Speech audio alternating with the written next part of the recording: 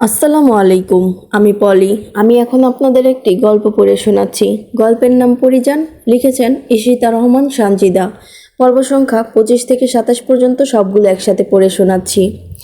হারিকেনের টিমটিম আলোতে পরীর চোখে প্রকাশিত পাচ্ছে ক্ষোভ। শায়ের চুপ করে আছে পরীর ধমকে। পরী উঠে দাঁড়ালো শায়েরের সামনে। আশেপাশে তাকিয়ে শায়ের দেখলো কেউ আছে কিনা। যদি কেউ দেখে ফেলে তাহলে পরীকে কিছু বলবে না, কিন্তু শায়েরকে অনেক কিছুই শুনতে হবে তার। সে বলল, কেউ দেখলে খারাপ ভাববে। তাছাড়া আপনার সামনে বিয়ে, একটু ভেবে কাজ করবেন। আমাকে নিয়ে ভাবতে আপনাকে হবে না। আপনাকে নিয়ে ভাবছি না, আমি নিজেকে নিয়ে ভাবছি। কেউ দেখে ফেললে আমারই বিপদ। ওসব কথা থাক। বিন্দুকে কারা মেরেছে আমি সত্যিই জানি না।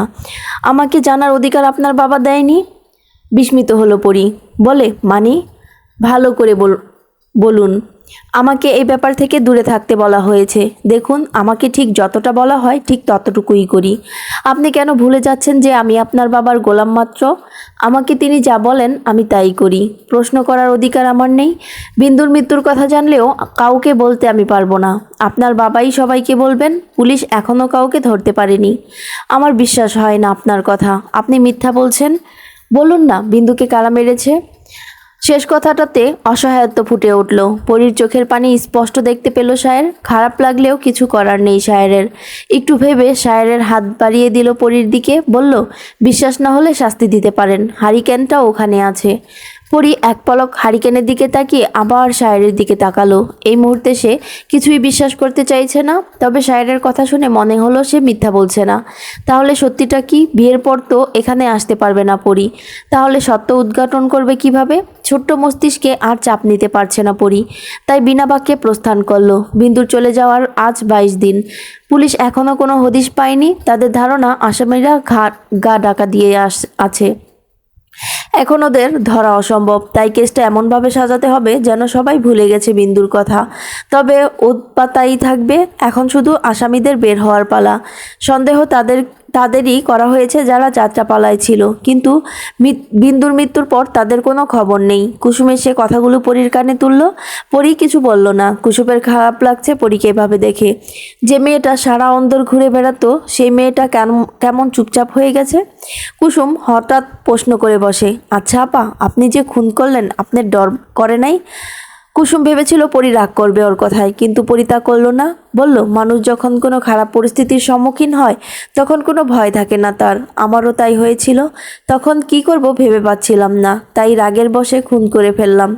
পরে অবশ্য আমি নিজেও ভয় পেয়েছিলাম, কিন্তু আপাকে বুঝতে দেইনি। আপনার অনেক সাহস আপা। আমি তো মুরগি জবাই দেখতে ভয় পাই, আর আপনি মানুষ জবাই করলেন। জানোয়ার জবাই করতে ভয় কিসের? কুসুম দাঁত বের করে হাসলো। সবসময় সঠিক জবাব পায় সে পরীর থেকে। মালাকে আসতে দেখে কুসুম হাসি বন্ধ করে দাঁড়িয়ে গেল। মালা পরীর মুখোমুখি বসলো, হাতে একটা কাপড়ের তৈরি ব্যাগ। ব্যাগ থেকে বেশ কিছু গয়না বের করে বলল, দেখ তো পছন্দ হয়। পরী গয়নাগুলোর দিকে তাকালো না, মালার দিকে তাকিয়ে রইল। কুসুম উকি দিয়ে বলে, একদম খাঁটি সোনা আপা, একবার দেখেন। হেসে পরী বলে, আমি খাঁটি সোনাই দেখতাছি কুসুম। মালা অবাক হয়ে তাকালো পরীর পানে। কাঁদছে পরী।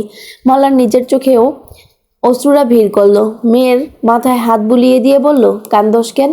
আপনাকে রেখে আমি যাব না আম্মা। মালাকে জড়িয়ে ধরে কেঁদে ওঠে পরী। কাঁদতে কাঁদতে বলে, আমাকে তাড়িয়ে দেবেন না আম্মা, আমি আপনার কাছে থাকতে চাই।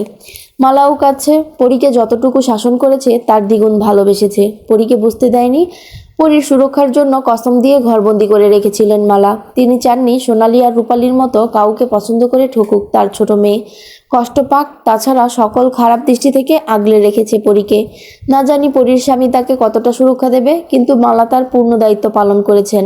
তার এখন কোনো আফসোস নেই। উপরওয়ালার কাছে সে সম্মানের সহিত ছোট মেয়ের কথা বলতে পারবে।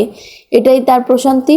পরীকে সান্ত্বনা দিয়ে মালা বললেন, সব মাইয়াগো একদিন পরের ঘরে যাইতে হয় রে। দোয়া করি তুই যেন সুখী হস। শহরে তুই ভালো থাকবি, ওইখানে ভালো স্কুল কলেজ আছে, তুই পড়ালেখা করবি। পড়ার কথা শুনে মালাকে ছেড়ে দিল পরী। কান্নাও বন্ধ হয়ে গেল। পড়ার প্রতি মনই টানে না পরীর। যেদিন প্রথম পড়ার জন্য স্কুলে মার খেলো সেদিনই শাপলা বিলে এসে পরি ওর বইগুলো ছুঁড়ে ফেলে বিলের পানিতে। মাছ, ব্যাঙ আর সাপদের খাওয়ার জন্য দেয় বইগুলো। এজন্য মালার কম মার খায়নি পরি, কিন্তু পরি তবুও পড়াশোনায় মন দিতে পারেনি। মাধ্যমিক দেওয়ার পর সে পড়াই বাদ দিয়েছে। গ্রামে তো কোনো কলেজ নেই, এটাই মূল কারণ। এতে পরি ভীষণ খুশি ছিল, যাক আর পড়তে হবে না। কিন্তু মালা এখন আবার কি বলল, মাথা ঘুরছে পরির। মালা এটাই চেয়েছিলেন, পরি যাতে কান্না বন্ধ করে, সেজন্যই পড়ার প্রসঙ্গ তুলেছেন। মালা মেয়ের হাত ধরে কাছে টেনে বলে, শহর কেমন তা আমি জানি না, সাবধানে থাকবি, একলা বাইর হবি না, জামাই রে নিয়ে যাবি। জামাই শব্দটাতে যেন বিষম খেলো পরি। সে তো শেখরকে ঠিকমতো চেনেই না, কিভাবে মানিয়ে নেবে শেখরের সাথে পরি। চিন্তায় পড়েছে সে। মালা ততক্ষণে চলে গেছে, কুসুমও গেছে। পরির চেতনা ফিরতেই চোখের সামনে ছড়িয়ে রাখা গয়নাগুলো দেখতে পেল। তাতে হাত বুলিয়ে বলল, এই গয়না কি সুখ দিতে পারে? টাকা পয়সা কি শান্তি দেয়? তাহলে এত ঐশ্বর্য থাকতে আমি কেন একটুকরো সুখ পাই না? অট্টালিকায় সুখ না থেকে যদি কুঁড়ে ঘরে সুখ থাকে, তাহলে আমি ওই কুঁড়ে ঘরে যেতে চাই। পরীর ইচ্ছেগুলো রং ওঠা চার দেয়ালের মাঝে সীমাবদ্ধ রইল। তারাও যেন বুঝে গেছে পরী কী চায়। জীবনে যে ভালোবাসাই সব, সম্পদ দিয়ে কি হবে যদি ভালোবাসা না থাকে? পরী ভাবছে শুধু তার জীবনে কোনো মানুষটা সঠিক হতে পারে। দিন পেরিয়ে রাত পেরিয়ে দিন, প্রকৃতির নিয়ম মেনে সব এগিয়ে যাচ্ছে। ঘনিয়ে আসছে জমিদার কন্যার বিয়ের দিন। উৎসবে মেতেছে পুরো গ্রাম। দলে দলে মেয়েরা অন্দরে ঢুকছে নববধূকে দেখার জন্য। বিদায় দেওয়ার পূর্বে পরীকে সবাইকে দেখে নিচ্ছে। বয়স্করা পরীকে দোয়া দিচ্ছে, আর পরী চুপচাপ তা মাথা পেতে নিচ্ছে। নতুন সাজে সাজানো হচ্ছে জমিদার বাড়িকে। সব কিছুর তদারকি করছে সায়ের। দম ফেলানোর সুযোগ নেই তার। গায়ে হলুদের সব জিনিসপত্র গুনে গুনে অন্দরে পাঠাচ্ছে সে। একটু পরেই গায়ে হলুদ শুরু হবে। হলুদ কাপড় পরিয়ে পিঁড়িতে বসানো হয়েছে পরীকে। রূপালীও এসেছে, ছেলেকে শেফালির কাছে রেখে এসেছে। হলুদ বাটছে একজন মহিলা। পরী অন্যমনস্ক হয়ে বসে আছে। পিঠ ছড়ানো চুলগুলো, হাতে চুড়ি আর হলুদ রঙে পরী যেন ঝলমল করছে। এই পরীকে দেখে আজ যেন প্রকৃতি হিংসে করছে। তাই তো সূর্যকে আজ লুকিয়ে রেখেছে। রূপালী তাড়া দিয়ে বলল, আপনারা তাড়াতাড়ি করুন, এই শীতের মধ্যে কতক্ষণ বসে থাকবে? এরপর গোসল করাতে হবে। কুসুম গরম পানি নিয়ে আয় না। সবাই খুব তাড়াতাড়ি সব করতে লাগলো। প্রথমে পরীকে মালা হলুদ ছোঁয়ালো, কপালে গাঢ় চুম্বন করে বলে, সুখী হও। জেসমিন এই প্রথম পরীকে ছুঁয়ে দিল। মন্দ লাগলো না পরীর। ওর মায়ের স্পর্শই যেন পেল।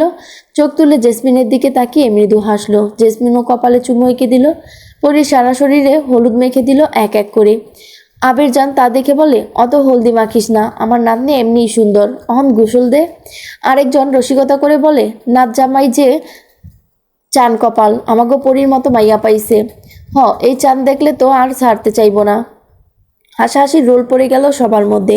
পরী আগের মতোই বসে আছে। কুসুম গরম পানি আনলো। গোসল করানো হলো পরীকে। গরম পানিতে গোসল করেও শীত লাগছে পরীর। ঠকঠক করে কাঁপছে। ঠোঁট দুটো নীল হয়ে আসছে। সারা শরীরে হলুদ মাখানোর ফলে হলদেটে হয়ে আছে ফর্সা দেহখানা। রূপালী আবার তাড়া দিতেই পরীকে ঘরে নিয়ে গেল। হলুদ শাড়ি পাল্টে লাল শাড়ি পরানো হলো। আর কিছুক্ষণ পরেই বর আসবে। এরই মধ্যে মালা এলেন হাতে পায়েসের বাটি নিয়ে। নিয়ম অনুসারে পরীকে 3 বার খাইয়ে দিল মালা। তারপর বাকিটুকু ছোট ছোট ছেলে মেয়েদের খেতে দিলেন। গায়ে হলুদের আগেই পরীকে ভাত খাইয়ে দিয়েছিল স্বয়ং জেসমিন। আজ পরী কাউকে না করেনি। জেসমিনের খুব ভালো লাগলো পরীর আচরণে। নিয়ম মতো পরী গায়ে হলুদের পর আর কিছুই খেতে পারবে না, শুধু ওই পায়েস বাদে। নিয়ম শেষে লাল বেনারসিতে সাজানো হলো পরীকে। বোনকে নিজ হাতে সাজালো রূপালী। সবশেষে লম্বা ঘুমটা টেনে দিয়ে বলল, মাশাল্লাহ, তোকে রাজকন্যার চেয়েও সুন্দর লাগছে পরী। বরের নজর ব্যতীত আর কারো নজর যেন না লাগে। হাসলো রূপালী। পরী কপালে ভাঁজ ফেলে তাকালো রূপালীর দিকে। এটা কেমন দোয়া, বরের নজর পড়বে শুধু? পরীও হাসলো রূপালীর দোয়া বুঝতে পেরে।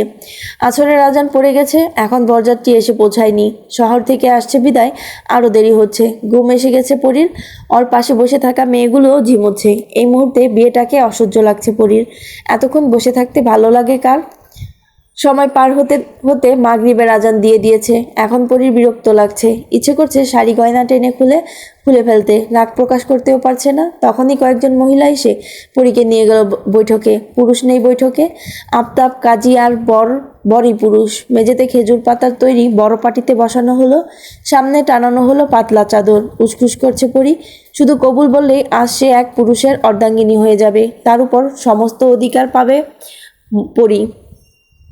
কাজী সাহেব উচ্চস্বরে বলতে লাগলো, নূরনগর গ্রামের জমিদার আফতাবউদ্দিনের কনিষ্ঠ কন্যা পরীকে 20,000 টাকা দেনমোহর ধার্য করে বিবাহ করতে আপনি কি রাজি? থাকলে বলুন কবুল। পরি মাথা নিচু করে শুনছে। এই মুহূর্তে ওর অন্যরকম অনুভূতি হচ্ছে। পরি ভাবছে, এরকম অনুভূতি কি সব মেয়েরই হয়? অপর পাশ থেকে বেশ দেরি করেই উত্তর এলো, শেখর কি মেয়েদের মতো লজ্জা পাচ্ছে নাকি? অসহ্য লাগলো ব্যাপারটা। এরপর কাজী পরীকে উদ্দেশ্য করে বলে, নবীনগর গ্রামের সাখাওয়াত সাহেবের একমাত্র পুত্র শেহরান শাহের আপনাকে 20,000 টাকা দেনমোহর ধার্য করিয়া বিবাহ করিতে ইচ্ছুক। আপনি কি রাজি? তাহলে বলুন কবুল। বৈঠকে উপস্থিত সবাই স্বাভাবিক থাকলেও বধূ বেশে বসে থাকা তনয়ার মনে জাগলো কৌতূহল। বিস্মিত চোখে তাকালো পদ্মার অপর প্রান্তে থাকা ব্যক্তির পানে, কিন্তু মুখটা দেখে বোঝা যাচ্ছে না। পরি তবুও দেখার চেষ্টা করছে ঘুমটার ফাঁকে, কিন্তু সে ব্যর্থ। পরি কি ভুল শুনলো? যদি সঠিক শুনে থাকে তাহলে বাকি সবাই এত স্বাভাবিক কেন? কিছু কি হয়েছে? মাথা ঘুরে উঠল পরির। চেয়েও শান্ত থাকতে পারছে না। ওদিকে কবুল বলার জন্য বারবার তাড়া দিচ্ছেন কাজী সাহেব। পরি রয়েছে অন্য ধ্যানে, গোড় কাটছে না কিছুতেই। অনেকক্ষণ ধরে সবাই বলছে কবুল বলতে, কারো কথা পরির কান অবধি পৌঁছায়নি। শেষে আফতাব দিল ধমক। সব মেয়েরা থেমে গেল। পরি চমকে উঠে বাবার দিকে তাকালো। আফতাব গম্ভীর স্বরে বলে, এত দেরি করছো কেন পরি? তাড়াতাড়ি কবুল বলো। পরপর কয়েক ঢোক গিলে পরি 3 কবুল পড়ে ফেলে, কিন্তু শরীরের ভর আর ধরে রাখতে পারে না পরি। ঢলে পড়ে কুসুমের গায়ে। পরির ঘুমটা আরো টেনে দিয়ে কুসুম ঝাপটে ধরে পরীকে। কুসুম জোরেই বলে উঠল, পরি আপা, আপনার কি হয়েছে? সামনের পর্দাটা সরিয়ে ফেলা হলো। আফতাব মহিলাদের সব সামলাতে বলে কাজীকে নিয়ে চলে গেল। পরীকে নিয়ে ব্যস্ত হয়ে পড়েছে সবাই। এই মুহূর্তে ঘরে নিয়ে যাওয়া দরকার পরীকে। বৈঠকে আর মহিলাদের থাকা সম্ভব নয়। মেয়ের খবর শুনে মালা দৌড়ে এলো। কয়েকবার ডাকলো পরীকে, কিন্তু পরী সাড়া দিল না। শায়ের এখনো আগের মতোই বসে আছে, দৃষ্টি তার নত অবস্থায়। মালা শায়েরকে আদেশ দিলেন পরীকে নিজের ঘরে দিয়ে আসতে।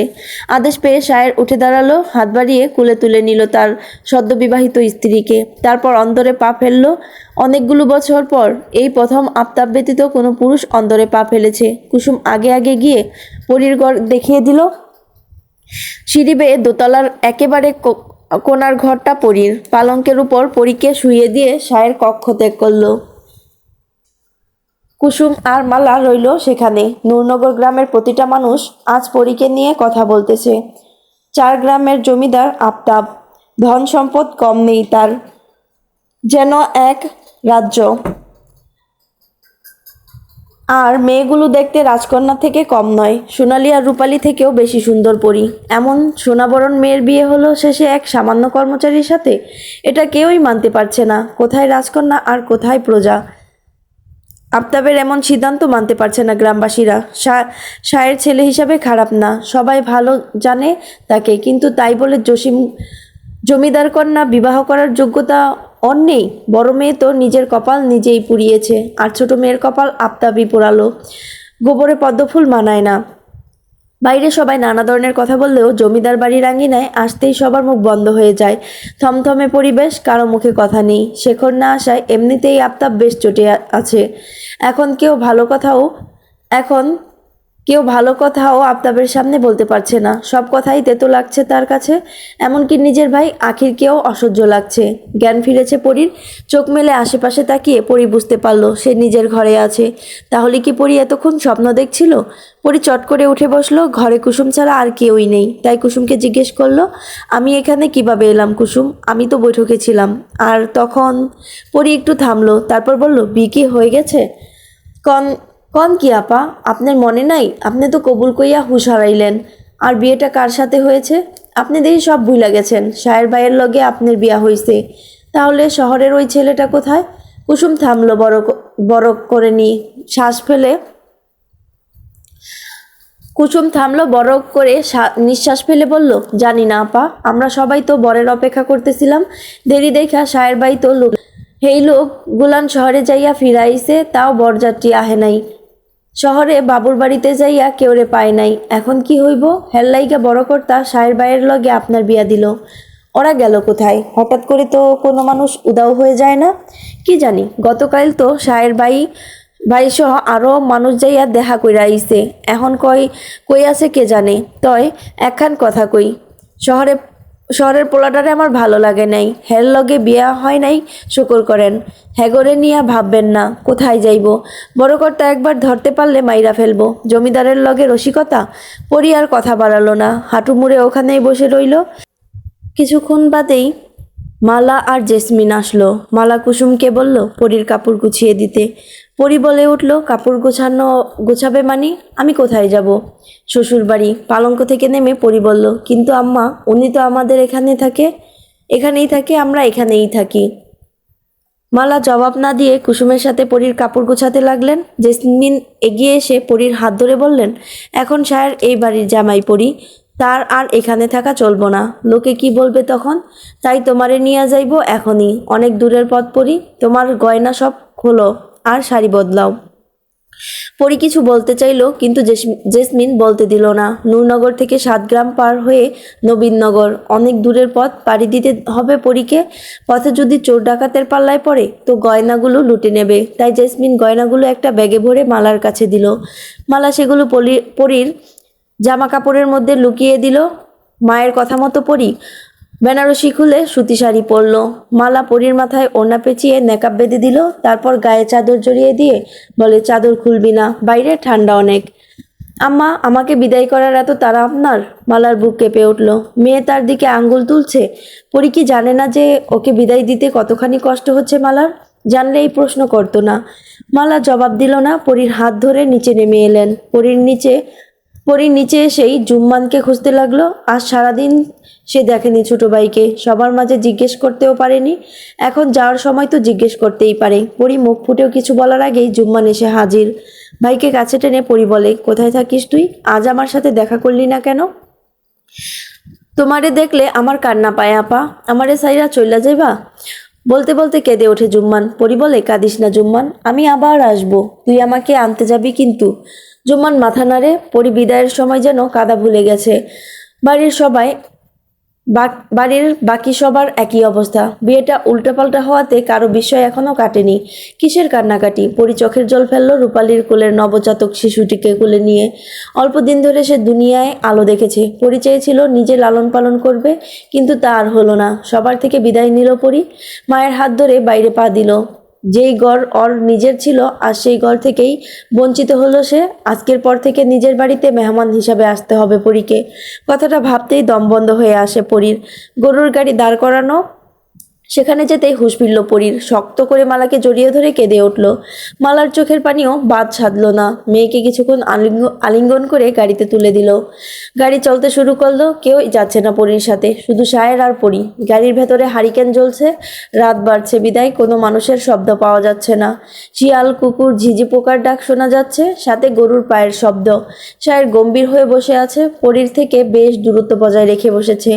একবারও তাকায়নি পরীর দিকে। দেখে মনে হচ্ছে কিছু ভাবছে সে।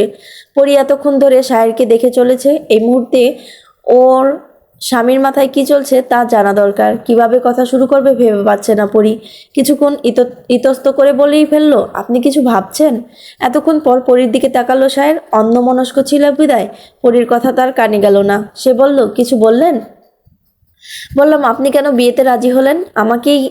আমাকে দেখলেই তো 10 হাত দূরে যেতে বলতেন। এখন কেন বিয়ে করলেন? আপনার বাবা বলেছে তাই। আব্বা বলল আর আপনি রাজি হয়ে গেলেন?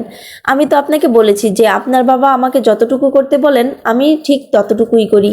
আপনাকে বিয়ে করতে বলেছে তাই করেছি, না হলে করতাম না। শেষ কথায় অপমানিত বোধ করলো পরী। কুসুমের মুখে শুনেছে কত ছেলেরা নাকি পরীর জন্য পাগল, অথচ এই ছেলেটা দেখো।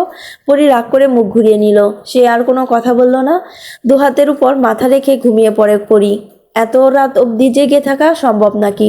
আরো কত দূর কে জানে। সায়ের জেগে আছে, পরীর দিকে তাকিয়ে রইল এবার। এখনো মুখটা দেখা হলো না। মেকআপের আড়ালের সৌন্দর্য নিয়ে ভাবছে সায়ের। কেমন দেখতে মেয়েটি? লোকজনের মুখে বলা চেহারার থেকে বাস্তব চেহারা কি বেশি মাধুর্যময়? একটু অপেক্ষা করলেই দেখতে পাবে সায়ের। মধ্যরাতে গাড়ি থামলো নবীননগর। বাকি পথটুকু হেঁটে পাড়ি দিতে হবে। তবে সমস্যা হলো পরী, সে এখনো ঘুমোচ্ছে। এবার কিভাবে ডাকবে সায়ের? সে চিন্তায় ঘামছে সায়ের। অস্বস্তিকর লাগছে ওর। কিছুক্ষণ দাঁড়িয়ে থেকে সে উপায় খুঁজতে লাগলো, কিন্তু কপাল খারাপ। যে কোনো উপায়ন্তর না দেখে সায়ের নিজেই ডাকলো পরীকে, শুনছেন? এবার উঠতে হবে।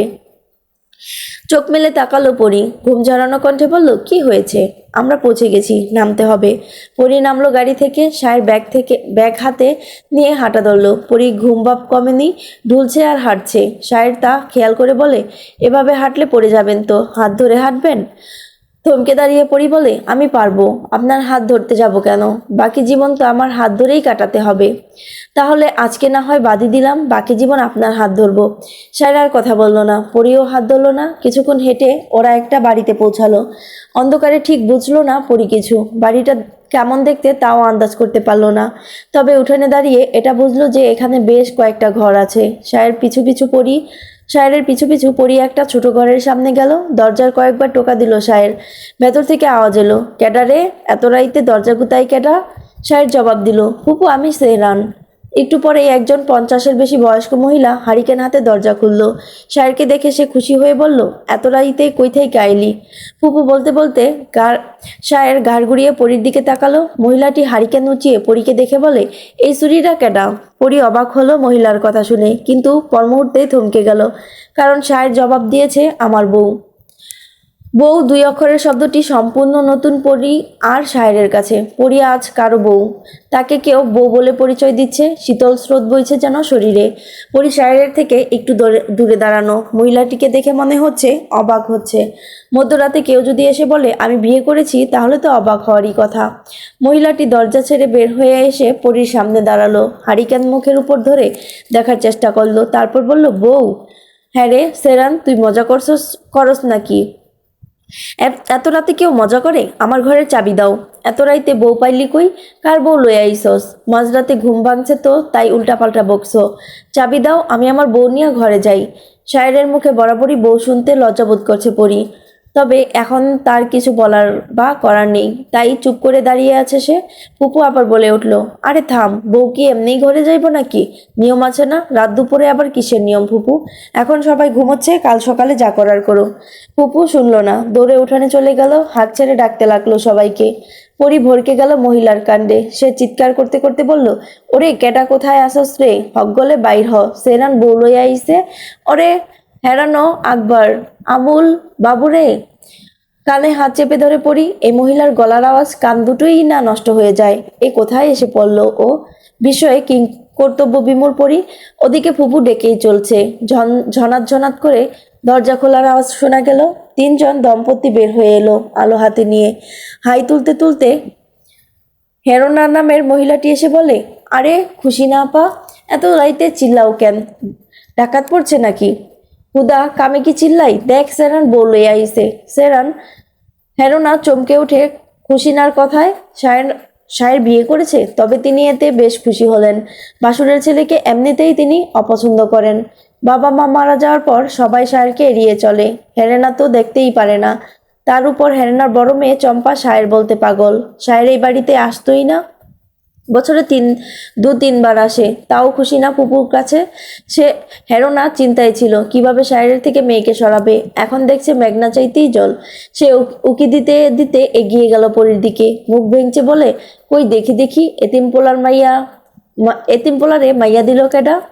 সায়ের চুপ করে রইল। এটা নতুন কিছু না, সহ্য হয়ে গেছে এসব, ছোট থেকেই শুনে আসছে সে। খুশিনা ধমক দিয়ে বলে, চুপ থাক, আগে অগরে ঘরে নেওয়ার ব্যবস্থা কর। থালাই কইরা কাদামাটি লইয়া আয়, বউ ঘরে তুলতে হবে তো। হেরোনা মুখ ঘুরিয়ে মেজা রিনাকে বলে, তুই যা, আমি চকি নিয়ে আহি। পরি সব কথাই শুনছে, এদের ব্যবহার ওর ভালো লাগছে না। এভাবে কষ্ট দিয়ে কথা বলার কি আছে? রাগ হচ্ছে হেরোনার উপর। রিনা একটা থালাতে করে ভেজা কাদা নিয়ে এসে উঠানে রাখে। হেরোনা 2টো চকি এনে রাখলো তার সামনে। খুশিনা সায়েরকে উদ্দেশ্য করে বলে, এই স্যামরা, বউ লইয়া এইখানে খাড়া আয়। সায়ের বুঝতে পারলো এরা তাকে ছাড়বো না, তাই সে পরীর কাছে গিয়ে বলে, চলুন, না হলে এরা শান্ত হবে না। কি বোর লগে গুজুর গুজুর করস, হাত ধইরা আন। সায়ের হাত ধরলো পরীর, তারপর এসে 2জন 2 চকির উপর দাঁড়ালো। খুশিনা একটা বাটিতে করে খানিকটা খেজুরের গুড় এনে বলল, ও নতুন বউ, মুখ খোলো দেখি, মিঠা খাও, তাহলে মিঠা কথা কইবা। পরি নেকাব খুলল না। সামনে 3জন অচেনা পুরুষ দাঁড়িয়ে আছে। পরি সায়েরের দিকে তাকাতেই সে বলল, আমি ছাড়া আমার বউয়ের মুখ কোনো পুরুষের দেখা নিষিদ্ধ ফুপু। মনে হয় আসমানের পরি ধইরা আনছে, যে অন্য কেউ দেখলে লইয়া যাইব। কথাটা বলে খিলখিল করে হাসতে লাগলো হেরেনা। সাথে রিনাও যুক্ত হলো। সায়ের মুচকি হেসে বলল, আসমানের পরি কিনা জানি না, তবে সে এখন আমার ঘরের পরি, বুঝলেন? হাসি বন্ধ করলেন ওনারা। খুশিনা বললেন, তোরা ঘরে যা, আমি বউ নিয়ে পরে যাবো। হেরোনা চলে গেলেও রয়ে গেল রিনা। আকবর, আবুল, বাবু নিজ ঘরে চলে গেল। খুশিনা গুড় খাওয়ালো না, পরীকে বলে, ও বউ, এই কাদায় পা দাও দেখি। পরি তাই করলো, কাদাতে পা ডুবিয়ে দিল। রিনা পা ধুইয়ে দিল, তারপর সায়েরকে ওর ঘরের চাবি দিল খুশিনা। পরীকে সাথে নিয়ে পাশের ঘরে গেল সায়ের। চাবি দিয়ে দরজা খুলে ভেতরে ঢুকে ওরা। খুশিনা এসে হারিকেন দিয়ে গেল। আলোতে পরি স্পষ্ট দেখতে পেল ঘরের ভেতরটা। ঘরের এক পাশে একটা পালঙ্ক, তবে বেশি বড় নয়, দুটো জলচৌকি আর একটা ছোট আলমারি। ঘরের বেশিরভাগ জায়গা খালি। ঘরটা যে সম্পূর্ণ টিনের তাও বুঝলো পরি। সায়ের এক পাশে ব্যাগ রেখে বাইরে চলে গেল। পরি আবার পুরো ঘর চোখ বুলায়। বেশ পরিষ্কার পরিচ্ছন্ন, হবেই না কেন? খুশিনা কয়েকদিন পর পর ঘর পরিষ্কার করে। অপরিষ্কার জায়গা সায়ের একদম পছন্দ করে না। মেকআপটা এবার পরি খুললো। মাথার ওড়না খুলতেই পিঠ ছড়িয়ে গেল ঘন চুলগুলো। পরনের শাড়িটা ঠিক করতে করতে খেয়াল করলো সে বেলি ফুলের ঘ্রাণ পাচ্ছে। তীব্র সে ঘ্রাণ অনুসরণ করে পরি জানালার ধারে গিয়ে দাঁড়ালো। জানালার পাশে একটা বেলি ফুল গাছ লাগানো, তাতে অনেক ফুল ধরেছে। জানালার গ্রিল ধরে পরি সুবাস নিতে ব্যস্ত হয়ে পড়ল। কম্বল আর বালিশ নিয়ে ঘরে ঢুকে সায়ের। পরির দিকে প্রথমে চোখ গেল তার। পিঠ ফিরিয়ে দাঁড়িয়ে আছে পরি। সায়ের কথা না বলে পালঙ্কের উপর বালিশ আর কম্বল রাখলো। আল্লাহ, ওইখানে কি করো নতুন বউ? পরি চমকে পেছন ফিরে তাকালো খুশিনার দিকে। সায়ের নিজেও তার ফুপুর দিকে তাকালো, কিন্তু খুশিনার মুখ থেকে টু শব্দটিও আর বের হলো না। সে এক ধ্যানে পরির দিকে তাকিয়ে আছে। ফুপুর ভাবান্তর না দেখে তার দৃষ্টি অনুসরণ করে সেও তাকালো পরির দিকে। জোরে বলতে না পারলেও বিড়বিড় করে সে বলে উঠল, মাশাআল্লাহ। খুশিনা ভাবলো সে বোধহয় স্বপ্ন দেখতেছে। তার শায়েরের জন্য এত সুন্দর মেয়ে আল্লাহ রেখেছেন, এটা তিনি কল্পনাও করতে পারেননি। পরির দিকে দৃষ্টি রেখে তিনি এগিয়ে গেলেন। থুতনিতে হাত রেখে বললেন, আমার সেহরান এত সুন্দর বউ আনছে। চাঁদের লাহান চেহারা। ও সেহরান, তোর ভাগ্য যে ভালা, তা এতদিন বুঝি নাই রে। স্বামী নিয়া সুখী হও মা। আমার সেহরান বড় ভালা গো, নতুন বউ। পরি সায়েরের দিকে তাকালো। সে এখনো চোখের পলক ফেলতে পারেনি। মনে হচ্ছে চোখের পলক ফেলতে গেলে পরি উদাও হয়ে যাবে। সায়েরকে এভাবে তাকিয়ে থাকতে দেখে আড়ষ্ট হলো পরি। মাথা নিচু করে ফেললো তখনই। খুশিনা বলল, হলদির গ্রান এখনো গায়ে আছে তো? এই রাত বিরাত জানালার ধারে কি করো? জানালা আশেপাশে আছে গো, রাইতের বেলা বুঝি বাইরে যাও? খুশিনা বিদায় নিয়ে ঘরে চলে গেল। সাহেব জানালা বন্ধ করে দিল। এখনো কি করবে ভেবে পাচ্ছে না। উসখুস লাগছে। নতুন বিয়ে করলে কি সবারই এমন অস্বস্তিকর অবস্থায় পড়ে? আগে তো পরীর সাথে কথা বলতে এরকম হতো না, আজ বউ বলে কি এরকম হচ্ছে? কিছুক্ষণ চোখ বন্ধ করে দাঁড়িয়ে থেকে চোখ মেলল সে। পরী পালঙ্কের ধার ঘেঁষে দাঁড়িয়ে আছে। সাহেব বলল, আপনার বাবার মতো ঐশ্বর্য নেই আমার। জানি না আপনাকে ঠিক কতটা ভালো রাখতে পারবো, তবে আপনাকে ভালো রাখার সব রকমের চেষ্টা আমি করব। এখন ঘুমিয়ে পড়ুন। পালঙ্কের উপর উঠে বসে পড়ি। কম্বলটা গায়ে জড়িয়ে নিয়ে শুয়ে পড়ল সে। কিন্তু সায়ের জলচকিতে বসে রইল। পরি ভাবলো বাকি রাতটুকু কি সায়ের ওভাবেই কাটাবে নাকি? শীত অনেক কষ্ট হবে তো, কিন্তু একথা মুখ ফুটে পরি বলতে পারে না। আজ লজ্জায় মুখের কথা আটকে আসছে বারবার। সকালে বেশ দেরি করে ঘুম ভাঙে পড়ি। আর মোড়া ভেঙে উঠতেই পাশে তাকালো, সায়ের নেই। জলচকি ফাঁকা। কখন ঘুম থেকে উঠল সে? পালঙ্ক থেকে নেমে বাইরে আসতে যেও থেমে গেল পরি। না জানি বাইরে কতজন পুরুষ আছে। পরির আর যাওয়া হলো না, তাই চুপ করে বসে রইল। কিছুক্ষণ পর একদল মহিলা এলো ঘরের মধ্যে। পরি চট করে দাঁড়ালো ওনাদের দেখে। মহিলাগুলো পরীকে দেখে হাঁ করে তাকিয়ে আছে। একজন বললেন, আমাগো সেহরানের কপাল গো, মেলা সুন্দর বউ পাইছে। সেহরান রে ধৈরা আনতো দেহি, পাশে দাঁড়াইলে কেমন দেখায়। হ্যাঁ তো কামে ব্যস্ত গো, বউ লুকাইতে বেড়া দিতেছে। কলপারে বেড়া দিছে, আর এখন নিজের ঘরের পাশে বেড়া দিতেছে। সুন্দরী বউ বইলা কথা। দুজন মহিলা হাসতে হাসতে বের হয়ে গেল। একটু পর তারা সায়েরকে টেনে হিঁচড়ে ঘরে নিয়ে এলো। ধাক্কা দিয়ে পরীর দিকে পাঠিয়ে দিল। সায়ের কোনো রকমে পরীর গায়ে পড়া থেকে বেঁচে গেল। নিজেকে সামলিয়ে সে পরীর পাশে দাঁড়িয়ে বলল, তোমরা এখন যাও তো, অনেক হয়েছে, এবার যাও। হাসির তোর যেন বাড়ল সবার।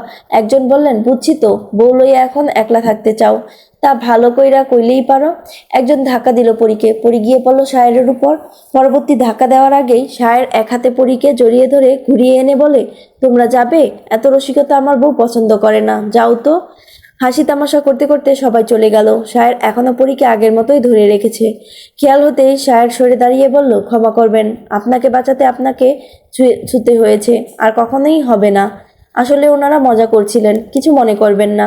পরী ঠায় দাঁড়িয়ে রইল সেখানে। শায়ের পরীকে নিয়ে কলপাড়ের দিকে গেল। পরী দিনের আলোতে চারদিক চোখ বুলাতে লাগলো। শায়ের তার ছোট্ট ঘরের চারপাশে টিনের বেড়া দিয়ে ফেলেছে ইতিমধ্যে। এত কাজ সে করল কখন? নিশ্চয়ই অনেক ভোরে উঠেছে ঘুম থেকে। তখনই ওর মনে পড়ল কাল তো শেষ প্রহরে ঘুমিয়েছে সে। তাহলে শায়ের নিশ্চয়ই জেগেছিল। এসব ভাবতে ভাবতে কলপাড়ে গিয়ে মুখ হাত ধুয়ে নিল। বাইরে আসতেই সে দেখলো শায়ের গামছা হাতে দাঁড়িয়ে আছে। পরি আসতেই শায়ের গামছা এগিয়ে দিল। পরিও নিয়ে মুখমণ্ডল মুছে নিল। তখনই দুটো মেয়ের আগমন ঘটে সেখানে। চম্পা দৌড়ে এসে জিজ্ঞেস করে, সেহরান ভাই, আপনি নাকি বিয়ে করছেন? করেছি। চম্পার কিছু জিজ্ঞেস করার আগেই তার চোখ গেল পরির উপর। পরি ও চম্পার চোখে চোখ রাখে। মেয়েটাকে বেশ শৌখিন মনে হলো পরির।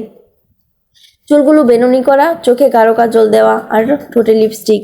বোঝাই যাচ্ছে মেয়েটি সাজগোজ করা পছন্দ করে। কিন্তু হঠাৎই মেয়েটার চোখের দুটো ছলছল করে উঠল। কিছু বুঝে ওঠার আগেই পেছনের মেয়েটি এগিয়ে এসে বলে, সেহরান ভাই কত সুন্দর নতুন ভাবি, আসমানের চাঁদের মতন। তা কেমন আছো ভাই? মেলা দিন পরে আইলা। ভালো, তুই কেমন আছিস? খুব ভালো আছি আমি। চম্পা দৌড়ে চলে গেছে। তা দেখে চামেলি হেসে বলল, আপাই কষ্ট পাইছে ভাই, তোমার লাইগা কত রুমাল সেলাই করছে, আর তুমি বিয়া কইরা আনলা। চামেলি হাসতে লাগলো। পরি অবাক হয়ে গেল। মেয়েটা কষ্টের কথা বলছে আবার হাসছে। আজব। শায়ের চামেলির ঘরে যেতে বলে নিজেও পরীকে নিয়ে ঘরে এলো। পরীর সামনে কি সব বলছে। পরী এখন কি ভাববে? বড্ড সহজ সরল চামেলি, সব কথাতেই হাসবে। সুখ দুঃখ সবকিছুতেই ওর হাসি থামে না। সকাল গড়িয়ে দুপুর গড়িয়ে রাত হয়ে গেল। পরিয়া তখন ঘরের বাইরে ছোট্ট উঠানে বসেছিল। এমনি এমনি নয়, খুশিনা ফুপু একগাদা মহিলাদের সঙ্গে পরীকে সাক্ষাৎ করাচ্ছে। বিরক্ত হলেও চুপ থাকতে হচ্ছে পরীর। ইচ্ছে করছে ছুটে ঘরে চলে যেতে, কিন্তু পারছে না। সন্ধ্যা হয়ে আসছে বিদায় খুশিনা পরীকে ঘরে যেতে বলল। ঘরে আসতেই পরী দেখলো শায়ের ঘুমোচ্ছে। কাল রাতে এটুকুও ঘুমাতে পারেনি সে, তাই সে দুপুরে খেয়ে ঘুমিয়েছে। এখনো ওঠার নামগন্ধ নেই। পরী কি করবে ভেবে পাচ্ছে না। একটাই ঘর, তাই অন্য কোথাও যেতে পারছে না। তাই জলচৌকির উপর বসে রইল। রাতে খাবার খুশিনা ফুপু ওদের ঘরে এনে খাওয়ালো। তারপর তিনি চলে গেলেন। খাওয়ার পর পরীর শীত যেন তরতর করে বাড়ল। টিনের ঘরের ফাঁক দিয়ে নিশে এসে ঢুকছে। পরী তাড়াতাড়ি কম্বল গায়ে জড়াতেই চোখ পড়ল শায়ের দিকে। সে কালকের মতোই বসে আছে। পরী ভাবল, আজকেও এভাবে বসে থাকবে নাকি? এই শীতে এভাবে বসে থাকাটা ঠিক হবে বলে মনে হলো না পরীর। তাই সে বলল, আজকেও কি এভাবে বসে থাকবেন নাকি? শায়ের বোধ হয় অন্য কিছু ভাবছিল, তাই সে অপ্রস্তুত হয়ে বলে, বলছি ঘুমাবেন না? সারা রাত ওভাবে বসে থাকার চিন্তা করছেন নাকি? শায়ের বেখেয়ালিভাবে বলে, ঘুমাবো কোথায়? আপনার মাথায় কি সমস্যা আছে নাকি? আপনি না সাহসী পুরুষ, তাহলে বউয়ের পাশে ঘুমাতে ভয় পাচ্ছেন কেন? আমি ভয় পাবো কেন? ঘুমাতে কি কেউ ভয় পায়? দেখতেই তো পাচ্ছি ভয়ে কাঁপছেন। ভয় না, শীতে কাঁপছি।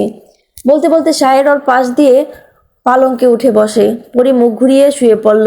রাত গভীর, ঘুমে মগ্ন পরী। শীতের মধ্যে কম্বলের উষ্ণতা বেশ লাগে পরীর, কিন্তু হঠাৎই ওর ঘুম যেন হালকা হয়ে এলো। পরী অনুভব করছে কেউ ওর গায়ে হাত বিচরণ করছে, কিন্তু ও ঘুরতে পারছে না। শরীর এত ভারী হয়ে গেছে যে সে নড়তেই পারছে না। হাতটা যেন পরীর শাড়ির আঁচল টেনে ধরছে।